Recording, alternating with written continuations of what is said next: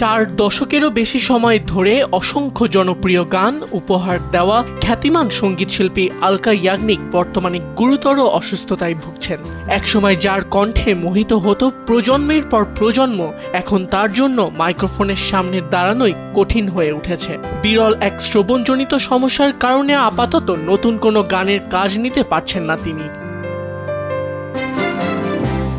সম্প্রতি এক সাক্ষাৎকারে গায়িকা জানান তিনি এখনও সমস্যাটি থেকে পুরোপুরি সুস্থ হননি।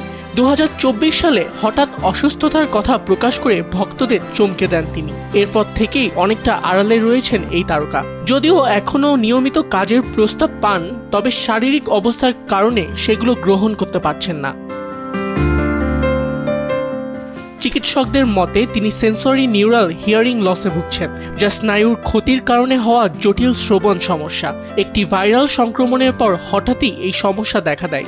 একদিন ফ্লাইট থেকে নামার পরই হঠাৎ কিছু শুনতে না পাওয়ার অভিজ্ঞতা তার জীবনের সবচেয়ে বড় ধাক্কাগুলোর একটি।